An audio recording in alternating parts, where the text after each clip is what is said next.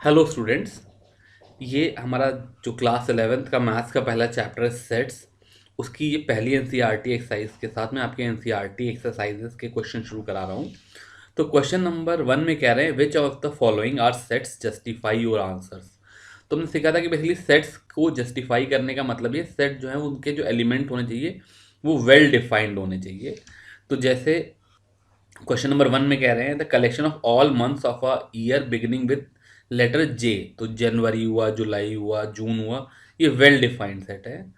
The collection of 10 most talented writers of India, ये set नहीं है बिकॉज मोस्ट टैलेंटेड वर्ड का कोई मतलब नहीं है। मेरे हिसाब से जो 10 मोस्ट टैलेंटेड होंगे वो आपके हिसाब से वो जो 10 मोस्ट टैलेंटेड होंगे उनसे डिफर कर सकते हैं। तो यहाँ पे एलिमेंट जो है वो वेल डिफाइंड नहीं है, इसलिए सेट नहीं है। ऐसे ही a team of 11 best cricket batsman of the world, ये भी सेट नहीं है क्योंकि वो जो बेस्ट कौन है ये फिर से क्लियर नहीं है, वेल डिफाइंड नहीं है। Collection of all boys in your class, ये सही है। Collection of all natural number less then 100, ये भी सही है। अच्छा, अभी खत्म नहीं हुआ, और कुछ बचे हुए हैं। Collection of all novels written by Munshi Premchand, ये वेल डिफाइंड किताबें होंगी, इसलिए सही है। Collection of all even integers, ये इनफाइनाइट सेट है लेकिन फिर भी ये सेट है। तो सेट में नंबर ऑफ एलिमेंट इनफाइनाइट हो सकते हैं लेकिन उनका वेल डिफाइंड होना जरूरी है, तो ये भी सेट है। Collection of questions in this chapter, ये सेट है। और कलेक्शन ऑफ मोस्ट डेंजरस, फिर ये वाली बात हुई, मोस्ट डेंजरस एनिमल्स में भी फिर कौन से मोस्ट डेंजरस है ये पता नहीं, इसलिए ये भी सेट नहीं है। क्वेश्चन नंबर 2 में कह रहे हैं 1 2 3 4 5 6 कोई सेट ए है। अब मुझे बताना है तो 5 जैसे इसमें बिलोंग करता है तो मैं बिलोंग वाला सिंबल लगा दूंगा। 8 इसमें बिलोंग नहीं करता है तो नॉट बिलोंग टू लगा देंगे। फिर 0 नहीं बिलोंग करता है, 4 बिलोंग करता है, 2 बिलोंग करता है और 10 नहीं बिलोंग करता है। ये इस तरीके से। क्वेश्चन नंबर 3 में कह रहे हैं write the following sets in the roster form. तो रोस्टर फॉर्म का मतलब है कि मैं करली ब्रैकेट्स में सारे एलिमेंट लिख दूं। तो ए में कह रहे हैं x is an integer and -3 और 7 के बीच में लाई कर रहा है, तो इसका मतलब -2 -1 0 1 2 3 4 5 6, ये सारे इंटीजर जो -3 और 7 के बीच में है। फिर बी में x is natural number less then 1, तो नेचुरल नंबर 1 से स्टार्ट होते हैं। 1 2 3 4 5 6 हो गया। सी कोई सेट है एक्स का where x is a 2 digit natural number such that sum of its digit is 8।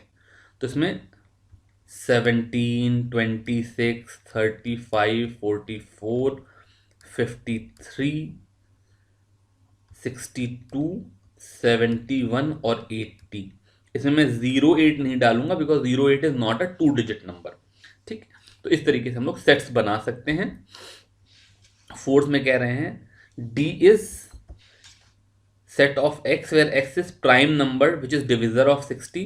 तो अगर 60 के प्राइम फैक्टर्स देखूं तो एक तो 2 होता है, 3 होता है, 5 होता है और कोई इसके प्राइम फैक्टर नहीं, तो ये डी हो गया। E is set of all letters in the word trigonometry. तो यहां पर रिपीट करने की जरूरत नहीं, तो मैं टी डालूंगा, आर डालूंगा, ये आर है, आई जी ओ एन, फिर इस ओ की दोबारा जरूरत नहीं है, फिर एम ई, टी की दोबारा जरूरत नहीं है, आर की दोबारा जरूरत नहीं है, वाई।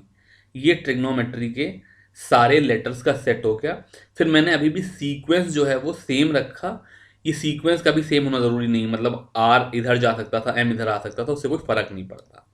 और ऐसे बेटर के जितने भी लेटर्स हैं उसमें बी आ जाएगा, ई आ जाएगा, टी आ जाएगा और आर आ जाएगा। क्वेश्चन नंबर 4 में कह रहे हैं write the following sets in the set builder form. तो 3 से ये करली ब्रैकेट होगा, टाइपिंग मिस्टेक है। 3 6 9 12 का मतलब है x such that x is equal to 3n where n is a natural number less than 5। ठीक है, तो इसमें 1 2 3 4 को 3 से मल्टीप्लाई करेंगे तो 3 6 9 12 आ जाएगा। फिर मैं इसी तरीके से लिखता जा रहा हूँ, पूरा इतना लंबा लंबा लिखूंगा तो बहुत समय लगेगा। 2 4 8 16 32 का मतलब हो गया x इज इक्वल टू 2 की पावर n, जहाँ पे n is a natural number less than 5 हो गया। सॉरी, यहाँ पर लेस देन इक्वल टू 5 हो जाएगा बिकॉज 32 2 की पावर 5 होता है, तो n less than equal to 5 या n लेस देन 6, कुछ भी लिखो एक ही बात है। थर्ड वाले में देखें तो x इज इक्वल टू 5 की power n, where n is a natural number less than 5, 625 जो है वो 5 की पावर 4 होगा, और 2 4 6 ये इनफाइनाइट सेट है, तो फोर्थ में मैं लिखूंगा x is equal to 2n where n belongs to set of natural number, और फिफ्थ में लिखेंगे 14900, इसका मतलब x is equal to n square where n belongs to natural numbers and n is less than equal to 10। तो इस तरीके से मैं पूरा पूरा लिख नहीं रहा हूँ, इस तरीके से आप करली ब्रैकेट लगा करके x such that x is equal to n square इस तरीके से को लिख लोगे।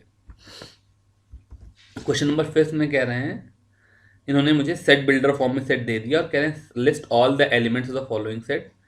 तो इसमें x is an odd natural number, तो ये इनफाइनाइट सेट है, तो इसको मैं 1 3 5 7 डैश डैश करके दिखा दूंगा।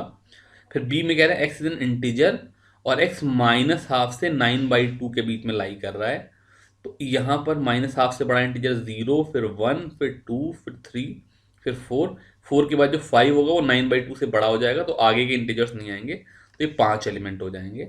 फिर x is an integer and x square is less than equal to 4, तो यहाँ पर -2 -1 0 1 और 2 आ जाएंगे, इसके अलावा जितने भी इंटीजर हैं उनका स्क्वायर 4 से बड़ा होता है। फिर डी में लॉयल के मुझे लेटर्स लिखने हैं, तो LOYA हो जाएगा, L को दोबारा लिखने की जरूरत नहीं है। E is X is a month of year not having 31 days, तो मैं लिख नहीं रहा हूँ, बट आप इसमें फेबररी डाल दोगे, मार्च हटा करके अप्रैल डाल दोगे, मई हटा करके जून डाल दोगे, इस तरीके से जो भी लिस्ट है बना लेना, जो आपको पता है। F कह रहे हैं F is equal to X such that X is a consonant in English alphabet which precedes K, तो K से पहले जितने भी कॉन्सोनेंट है उनके एलिमेंट लिख लेना, ये भी आप खुद से कर लोगे। ये एक्सरसाइज का लास्ट क्वेश्चन आ गया, कह रहे हैं match each of the sets on left in the roster form to the same set on the right described set builder form. तो 1 2 3 6 ये x is a prime number and divisor of 6, ये तो नहीं है। x is an odd natural number less than 10, ये भी नहीं है। तो मैं उल्टा कर लेता हूँ, मैं सेट बिल्डर को इधर से मैच करता हूँ। x is a prime number and a divisor of 6, तो इसमें एक तो 2 आएगा और एक 3 आएगा, तो सेकेंड का a हो गया। x is an odd natural number less than 10, तो इसमें ये वाला सेट आ गया 1 3 5 7 9। x is a natural number and divisor of 6, तो इसमें ये 1 2 3 6 आ जाएंगे, और मैथमेटिक्स के लेटर्स तो ये लेटर्स वाला एक ही है। तो इस तरीके से मैंने मैच कर दिया, इसके साथ ही एक्सरसाइज खत्म हो गई। Thank you very much.